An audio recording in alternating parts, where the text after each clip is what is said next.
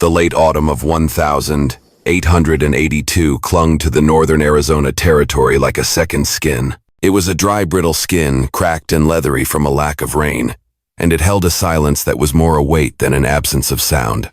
The kind of silence that made you feel like you were the only living thing for 100 miles.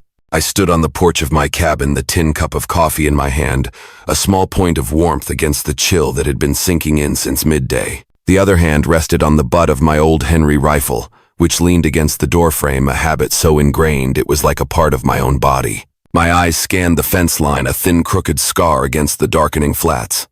The sagebrush looked like it was losing a war with the soil clinging on just long enough to die in place. The clouds were pale bruised, things stretching thin across the sky, and behind them I could feel the night pressing in cold and inevitable. I hadn't trusted quiet since the war. It was a scout's curse. The longer the silence, the more likely something was about to break it with violence. I was a Union scout back when the territory bled at its edges a lifetime ago. I rode long miles in bad weather and saw what men could do when given an excuse. When I came back, the fever had already taken her. 10 years, and the memory of coming home to that empty house still felt like a physical blow. Now I ran a few head of cattle and mended fences no one ever saw but me. The land didn't ask questions. That's what I liked about it. It just took your labor and gave you back dust and a hard-earned peace. I brought the cup to my lips, the sharp, bitter smell of the coffee a familiar comfort. But I stopped. Movement near the barn. Not a goat's clumsy shuffle. Not a horse shifting its weight. Too low, too careful. My stomach tightened, a coil of old instinct. My mind ran through possibilities, a stray wolf, a coyote, maybe a drifter. But drifters didn't usually sneak. They walked right up to the porch and asked for food or work. I set the cup down with a soft click and picked up the rifle. My boots made no sound on the porch planks. I walked slow, steady, deliberate, the rifle a familiar weight in my hands. The air turned colder with every step and the hairs on the back of my neck prickled. As I got closer, the shape took form. Someone crouched behind the corral near the feed barrel, a body half hidden under a threadbare blanket, fingers working at the sack of oats. The posture was all wrong for a grown man. Too narrow, too slight. It was a boy, maybe. Or a woman. I didn't say a word. I just kept walking, my pace unchanging.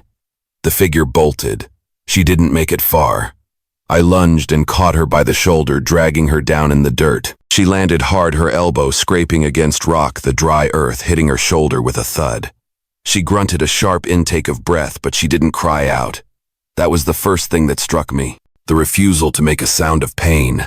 I stood over her, the rifle held low but ready. She looked up, her face a half-lit mask in the fading dusk, cheeks smudged with dirt. Her black hair was a tangled mess, a few braids coming undone, bits of feather and leather cord still caught in the strands.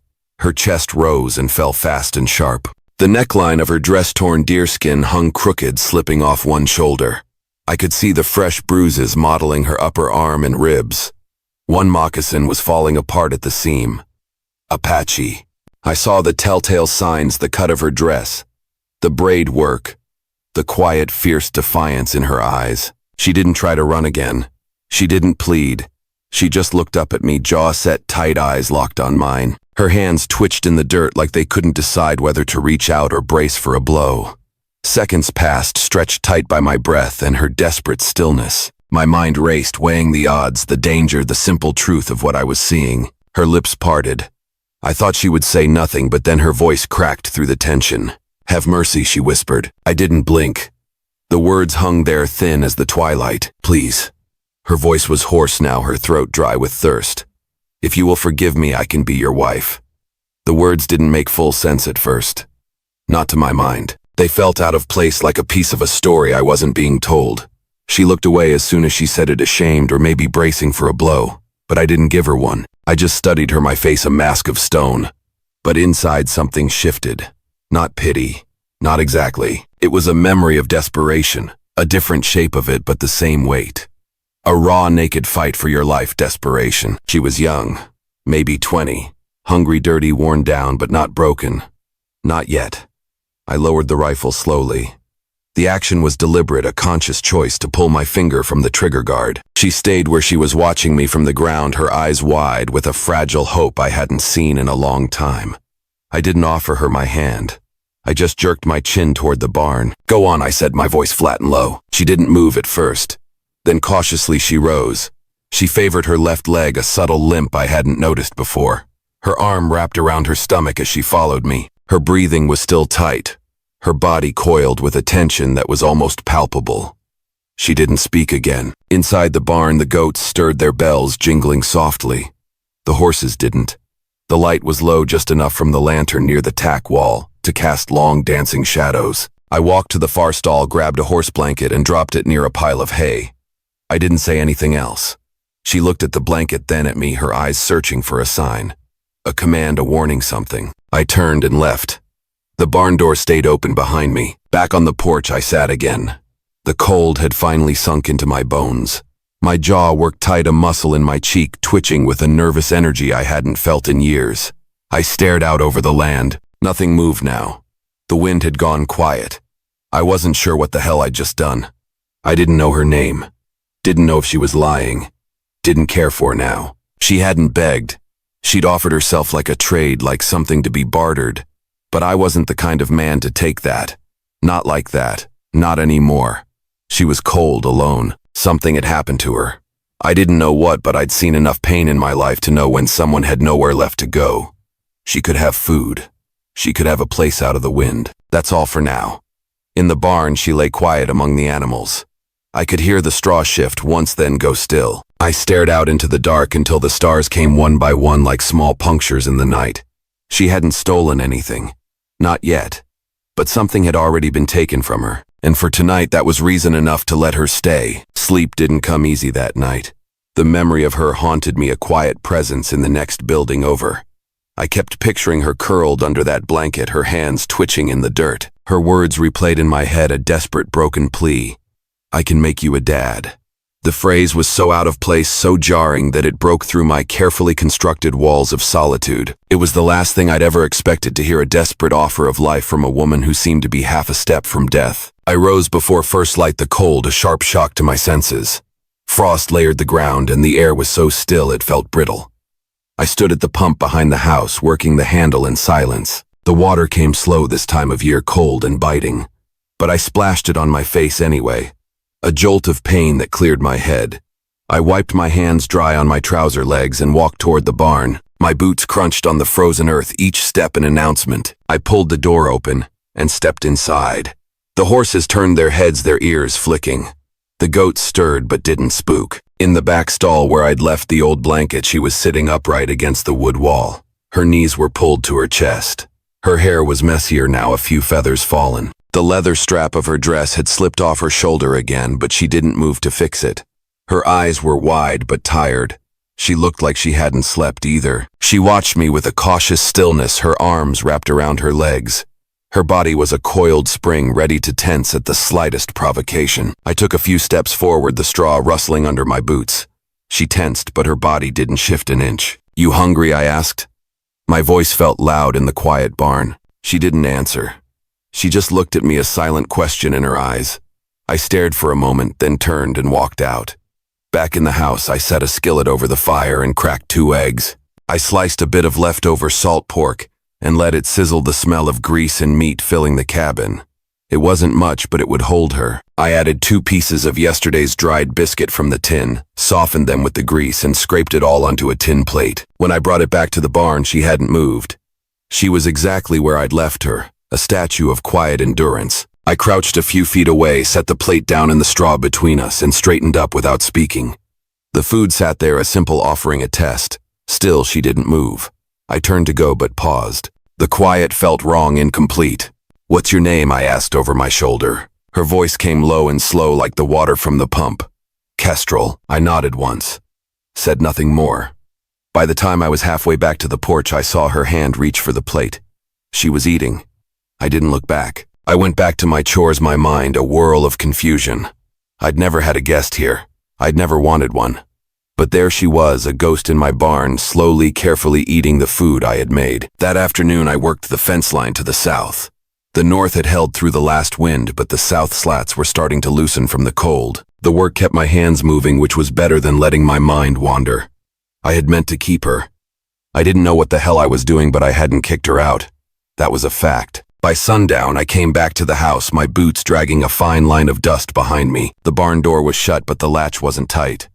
When I pushed it open, Kestrel was sweeping the floor with an old broom she must have found in the corner. The stalls were neater. The oat sacks were stacked in a tidier pile.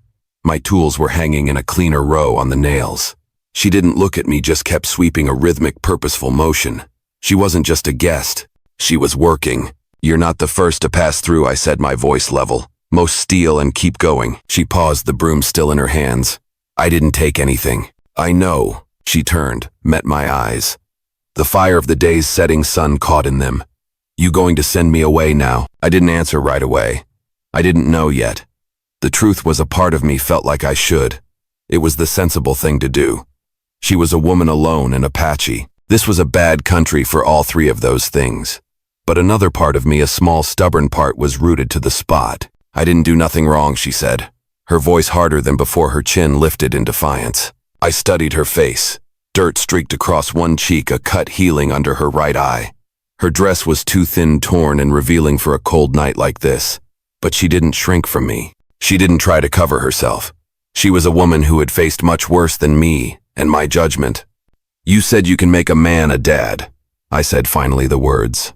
A rough rasp in my throat. "What did you mean by that?" She didn't answer for a long time. She sat down on the edge of the empty stall, slow and stiff, her body a testament to the pain she'd endured. "My people threw me out," she began, her voice a low murmur. "Said I was cursed. A man took me, and he hit me. I bled. They say it was my fault. A life lost. One that didn't get a breath. I didn't want him. I didn't say yes. But they blame me anyway." Her fingers twisted in her lap, a painful, silent gesture. "I said that to you so you wouldn't shoot. That's all. I didn't mean it to be shameful." I stood there for a long moment, the full weight of her words settling over me. The pain was so raw, so deep. I didn't know what to say. I moved to the back wall, grabbed a folded wool blanket from an old crate, and tossed it to her. She caught it surprised. "Cold tonight," I said. "You'll sleep warmer with that." I turned and left. That night the wind picked up again. I sat on my porch, hat pulled low, coffee growing cold in my hands. Inside the barn I imagined her curled under the wool, maybe still awake, maybe still waiting for the next blow or the next cruel word. I wasn't sure what she expected from me, but I figured silence was better than most things. No one came out here to be found. No one stayed unless they had nothing else. I didn't know if she was broken, but she wasn't lying. Not in her eyes. And if she was willing to work to stay quiet, to help without asking, then maybe, just maybe, she could stay. The storm lasted 2 nights. Rain fell in sheets, turning the flats into patches of dark mud and standing water. The wind hammered the land like it meant to level it. The barn creaked and groaned but held. I patched leaks between chores. Kestrel stayed close, never idle. She moved with purpose, feeding the goats, scraping water away from the barn's base with a flat board, sweeping mud from the cabin steps before I could. Her presence was a quiet, steady force, a new rhythm to my solitary life. By the 3rd morning, the land had quieted. Mist hung low across the brush like smoke. The sky was a pale, bruised blue at the edges. I rose early and found her already tending the fire, crouched in front of the hearth. Her dress, still the same torn deerskin, clung damp against her shoulder and hip. The same bruises lingered faintly under her skin, but they looked older now, fading. She stirred the pot with a wooden spoon. Cornmeal porridge. Not fancy, but warm. I hadn't told her to cook. She just started. I leaned against the doorframe, watching her. She didn't look up. "You used to cook like that before?" I asked. She nodded once. "For my mother. For my brother." I crossed the floor, my boots making a soft thud. I sat on the bench across from her. "You got family left?" Number. She didn't expand. I didn't push. We ate in silence. The warmth helped. Her fingers had stopped trembling when she held the spoon.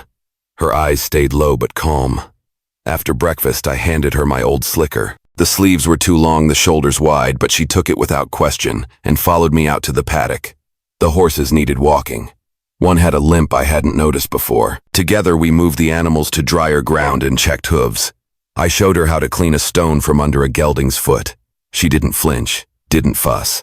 She learned fast. There was a quiet strength in her, a hard-earned knowledge of labor. Later we split kindling behind the cabin. She watched how I gripped the axe, then took it and swung clean through a small log without a comment. I grunted my approval and passed her another.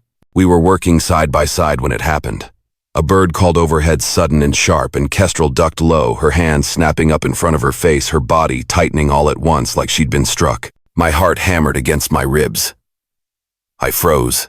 "You all right?" I asked, my voice steady, but inside I was a storm of worry. She looked up, realized what she'd done, and swallowed hard. It sounded like nothing.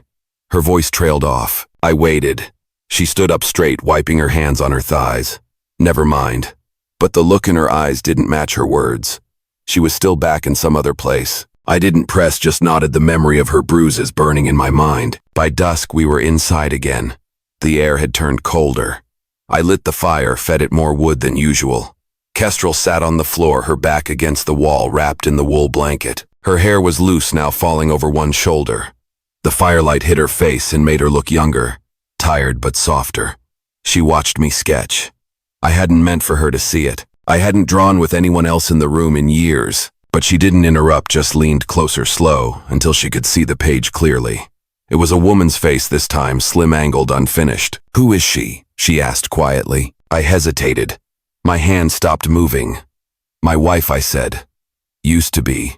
"What happened?" I stared at the drawing for a long moment. "She got sick while I was away. I came back too late." Kestrel looked at the fire. "They buried me too," she said. "When they cast me out." I looked at her then. Really looked.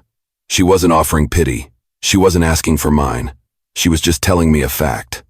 "Didn't even let me say anything," she added. "No one asked what happened. They just said I was cursed. That I was meant to bring death." I nodded slowly. The rage in me was a quiet, cold thing.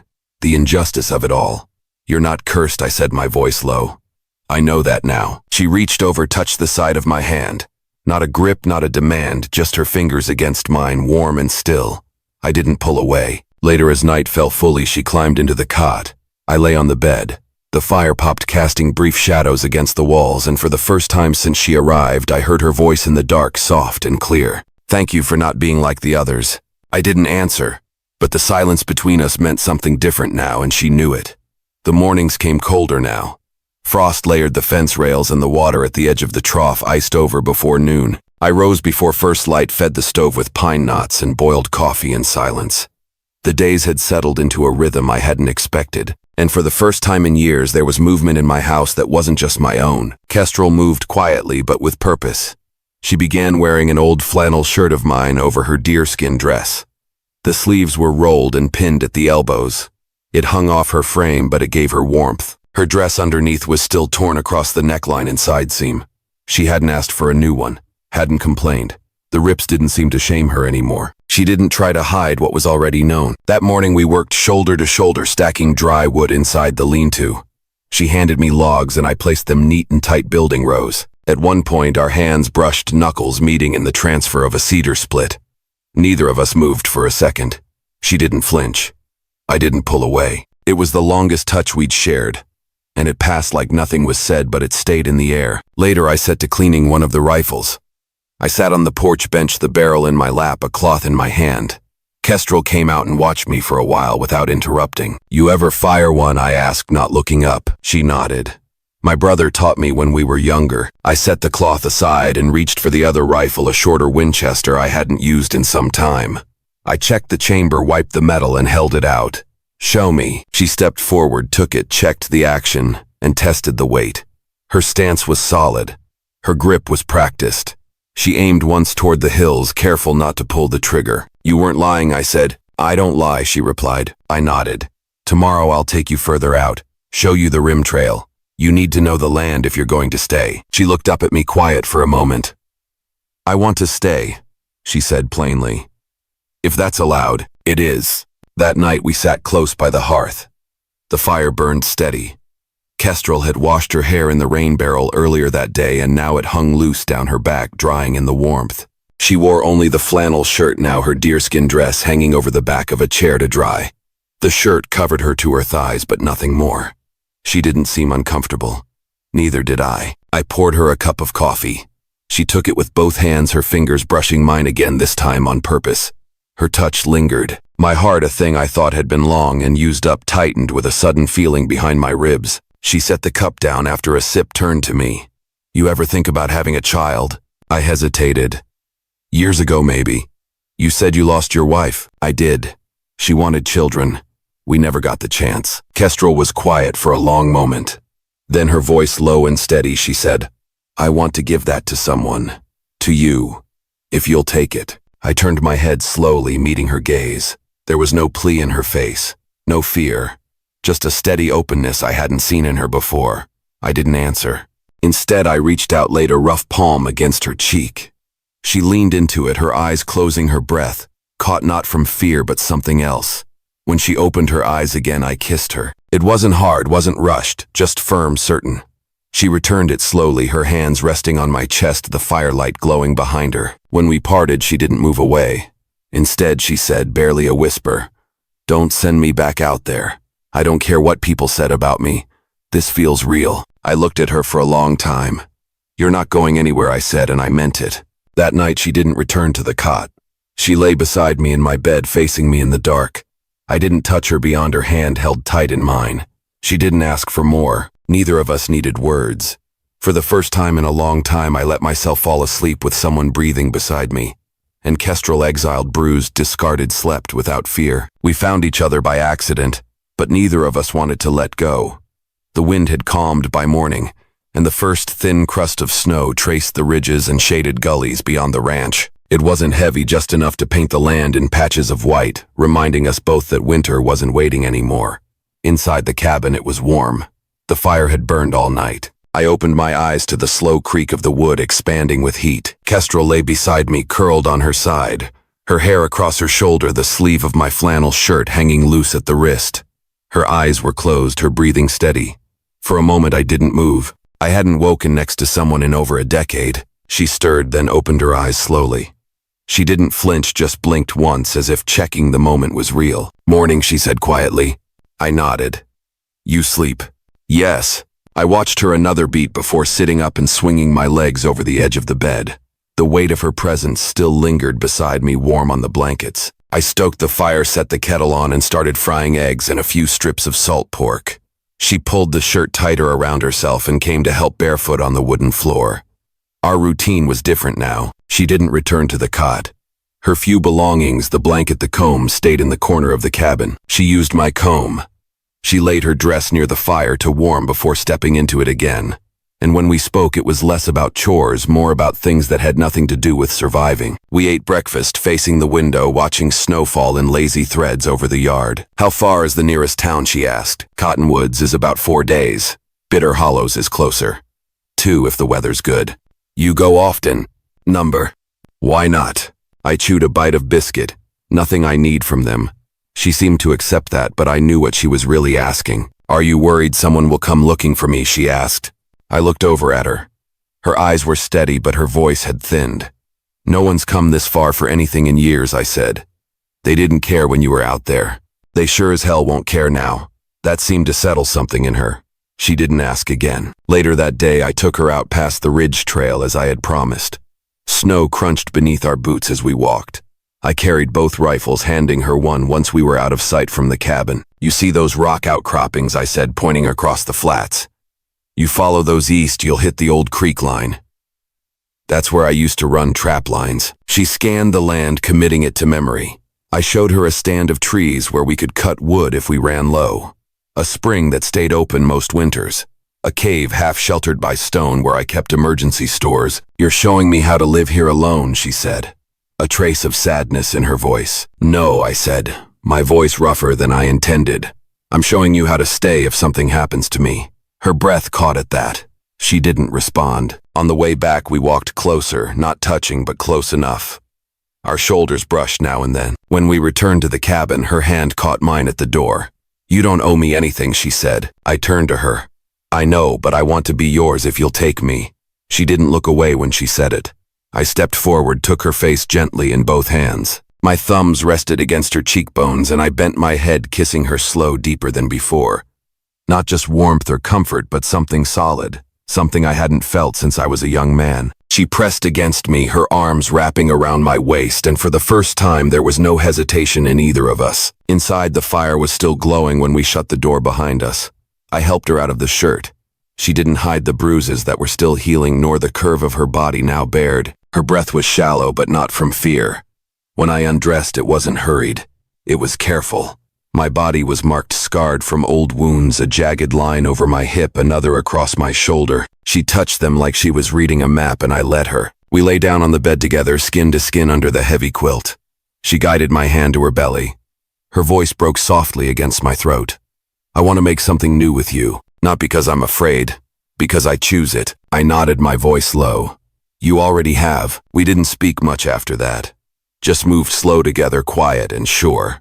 It wasn't about urgency or need. It was about belonging. Something neither of us had felt in too long. When the fire dimmed to coals, we slept. Her leg draped over mine, her head tucked near my chest. Outside, the snow kept falling. The world stayed quiet. But inside that cabin, something steady had finally taken root. The days passed quiet after the snow. The land settled into winter stillness. Kestrel and I worked without speaking much, but the silence between us had changed. It wasn't stiff or uncertain anymore. It was comfortable, shared. She rose early beside me, dressed slow, while the fire warmed the room and helped prepare breakfast like it was always meant to be this way. Her moccasins were patched now, her hands stronger. I had given her one of my spare belts to tie around her dress. The frayed tear at her side still gaped when she bent, but she didn't bother hiding it. I never looked away. We were becoming something neither of us dared to name aloud, but it was there. It was in the way she brought me coffee before I asked. In the way I checked the door twice every night before blowing out the lamp. In how our hands found each other without needing to explain why. It was on one of those mornings when the frost hadn't yet melted off the brush that I spotted movement far off along the ridge trail, too far to see clearly but close enough to stir my gut. I stepped out onto the porch, rifle in hand, and narrowed my eyes. One rider. No hurry, no dust, but the pace was steady. Kestrel came up beside me, tightening the shirt she wore over her dress. You expecting anyone? She asked quietly. Number.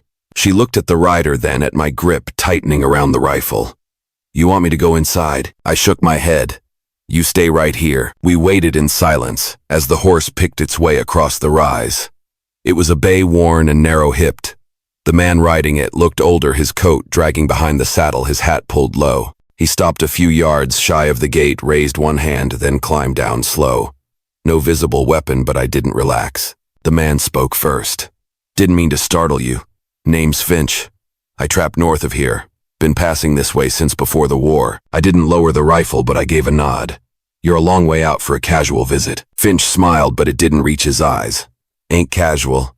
Heard tell a woman was seen wandering near Red Bluff. Apache. Pretty thing. Alone. Thought maybe she made it this way. Kestrel didn't flinch. She stood behind me, silent. I don't know anything about Red Bluff, I said. Finch's gaze shifted, catching a glimpse of Kestrel at my shoulder. She yours, his voice came low. She's not anyone's but her own, I said, my voice. A flat, cold command. The man raised an eyebrow. Funny thing. Folks up near Anchor Ridge put out word. Say she brought a curse down on her people. Thought maybe someone'd want her back. She's not going back, I said plainly. The silence between us stretched long. Didn't come for trouble, Finch said, still with that unsettling smile. Then keep riding. Finch hesitated.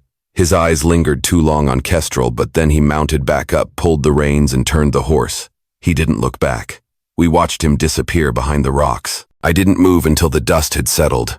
Kestrel let out a long breath. They're still watching, she said. I turned to her. Doesn't matter. It does to them. To me, it doesn't. She looked at me then, not afraid, but resolved. You should know something, she said. That story they tell. The miscarriage, the curse. It wasn't a man from our tribe that forced himself on me. It was a white trapper. Came to trade sugar and flour. Took more than he gave. My jaw set so tight I thought it would break. They told me to keep quiet, she continued, her voice trembling slightly. Said it would stir more trouble if I said the truth. But I didn't stay quiet. I screamed. I scratched his face. When the baby didn't live, they blamed me. Said my body was unfit. That I'd shamed the tribe. I didn't speak for a long time. The rage was a hot coal in my gut. I set the rifle aside, stepped toward her, and placed my hand on the side of her face. You're not cursed, I said, my voice low and fierce. You're the strongest damn person I've met. She nodded once slowly. A tear slipped down her cheek, but she didn't wipe it away. That night she sat beside me on the bed, her knees pulled under her, my coat draped around her shoulders. I opened my sketchbook again, but this time I didn't draw the past. I began a new page. Kestrel, her profile by firelight, her hair loose, her lips parted slightly as she watched the flames. She caught me in the act, smiled just faintly. You going to hang that on the wall? She asked. If you let me. She leaned in her head, resting against my shoulder. You're not afraid they'll come back, she whispered. I've had worse things come for me. You think we'll make it? I looked down at her, at the woman who had once tried to steal oats in the night just to survive. We already are, I said. We laid down together again, her body warm against mine, our hands linked beneath the blanket. No more questions, no more doubt, just the sound of snow falling outside and a fire slowly burning low. And for the first time since either of us could remember, neither one of us dreamed of running. The snow stayed thick through the next week, covering the yard and fence line in quiet white. A stillness hung over the land, broken only by the sound of my boots over packed trails or the distant snort of horses in the corral. Kestrel and I worked slower now, more deliberate. The cold didn't allow for rushing, and neither of us felt a need anymore. Inside, the cabin had grown into a shared space. Her blanket was folded over the back of my chair. My comb rested beside her necklace on the shelf above the wash basin. 2 cups were always set out instead of 1, and in the evenings after chores we sat close by the hearth. Kestrel sometimes brushing out her hair in long patient strokes, me sketching or running my fingers over old saddle leather. There was peace in the routine, the kind that neither of us had known before. One afternoon, while clearing snow from the roof with a long-handled rake, I found her waiting near the porch with something bundled in both hands. When I climbed down the ladder, she unwrapped the cloth and held it out. Bread. Crude flat, but cooked through. Still warm. I tried, she said simply. I took it, broke off a piece and ate. It was rough, uneven, but good. I looked at her, my heart swelling with an unfamiliar feeling. Where'd you learn? My mother taught me before she died, she said. I wasn't sure I remembered how. You did. That night I brought out a bottle of old apple brandy, something I'd kept stashed away since the year I buried my wife. I hadn't opened it since. I poured 2 cups, handed her one without a word. She didn't ask questions. We drank by the fire. It burned warm, settled into our chests. After the second cup, she laughed softly. The sound was unexpected, a little music in the silent cabin. I turned, caught the way her face lit up just slightly. What? I asked. I never thought I'd laugh again. Me either. She moved closer. Her fingers found mine, lacing through them. The heat from the brandy, the fire, and her touch, all mixed into something I didn't try to fight. I want to ask you something, she said. Go ahead. If I give you a child, will you give me your name? I watched her for a long moment. Her voice hadn't wavered. There was no fear in it, no trembling. It was a question asked with the full weight of her being. You already have it, I said, my voice thick with emotion. Say it. I set my cup down, turned to face her fully. You're Kestrel Vane, I said, my voice steady. You live here with me. That's not going to change. She reached up, touched the side of my neck. Then I want to start trying. I leaned in, kissing her slow. Our closeness deepened with certainty this time. No fear, no tension. The quilt fell as we lay down before the fire, our bodies bare and trusting. Her touch was bold now, and my hands roamed without hesitation. She guided my mouth to her neck, my palm to her hip. When I moved over her, she welcomed me without a word. Afterward, she lay tangled in the quilt, her head resting on my chest, her hand drawing slow lines over the scar along my rib. You never asked me to explain everything, she whispered. I didn't need to. I'm glad you didn't. I stared at the ceiling beams overhead, feeling the weight of her against me. You ever think about leaving? She asked softly. Number, even before you. I thought I deserved to be alone, I said, the words a confession. Then you showed up and started feeding the goats like you owned the place. She smiled, her eyes closed. I did it because I was scared. You didn't look scared. I was. I kissed her again, slow, quiet. The next morning she didn't wake early. I let her sleep.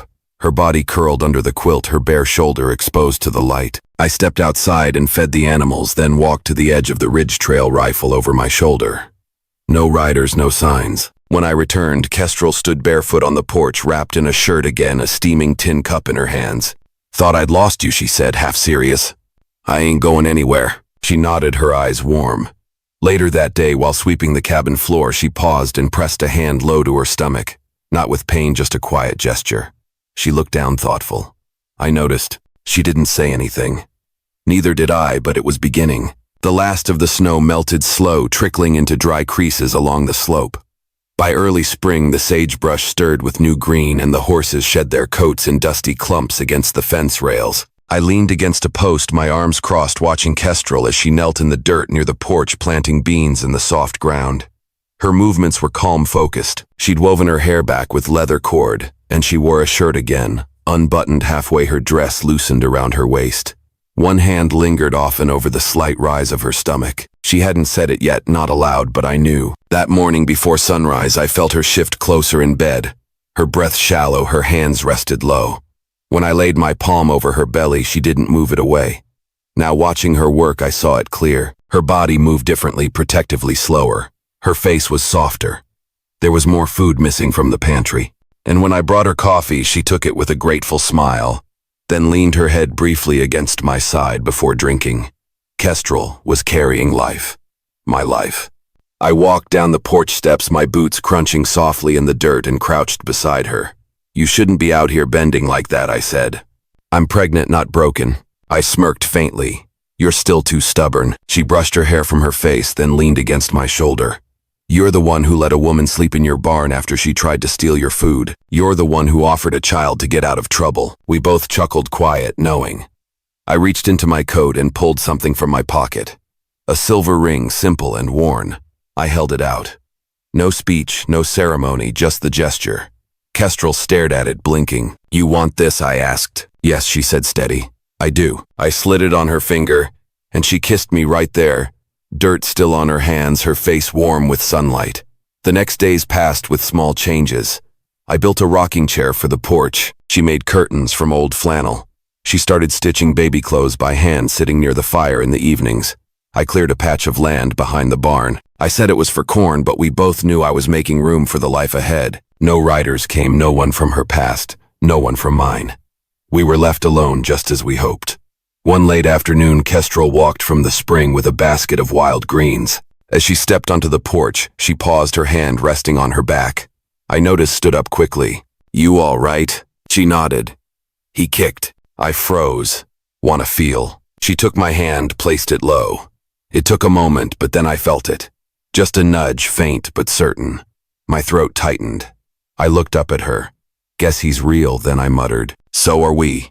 Inside, we sat near the hearth, the firelight flickering. Kestrel leaned into me, her hand resting over mine. "You ever think this would happen?" she asked. "Number."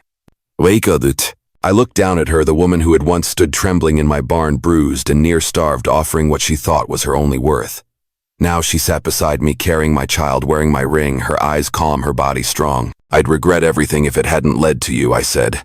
She kissed me slow, for sure. That night, as the wind moved through the trees, I lay beside her with one hand over her belly, her head resting against my chest. Outside, the stars stretched wide over the land. No sound of danger, no fear. We had come from silence, from pain, from rejection and war and exile. Now we had peace. Now we had family. We stayed together. And that finally was enough.